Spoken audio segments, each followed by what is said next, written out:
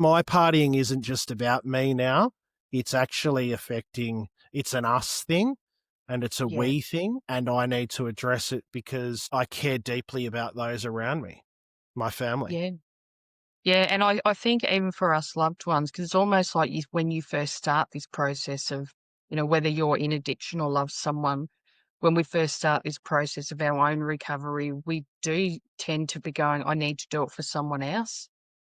And, for me, it was my kids. Like, my kids need me to be stable, reliable, consistent. They need a mum that isn't having panic attacks, that isn't Yeah. crying every morning in the shower. Yep.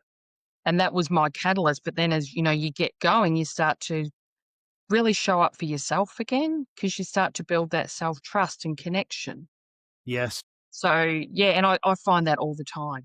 People are spending thousands of dollars sending loved ones to rehab, but then, like they're going, I don't know if I can afford to come and see you.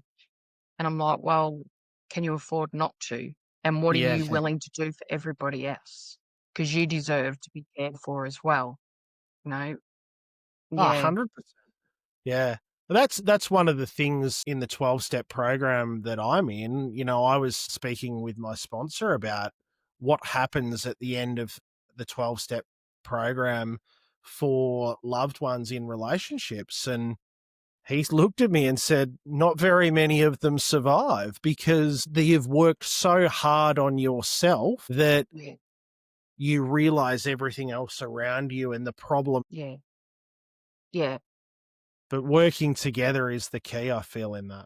Yeah, and I think it's like one of those things to balance because you can't come together when you're still in your state of despair or, in that place where you can't really see or hear each other because you're so, just trying to survive yourself.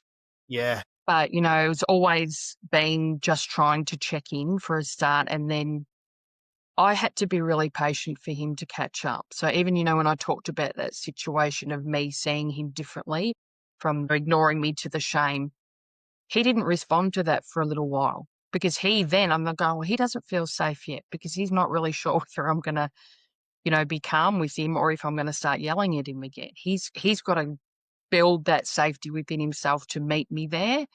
And, Yes. understanding that was like, okay, don't get frustrated because he's not where you're at. Keep holding the safe space so he can grow enough to go, okay, it is safe for me to know that I'm Yeah. going to be all right. Yes. And to step into that vulnerable space, make yourself vulnerable in that space to build Yeah. a deeper connection.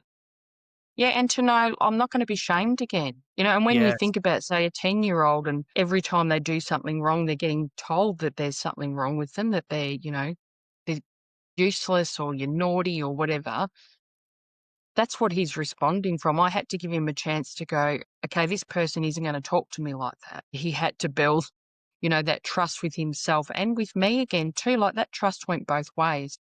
Yeah.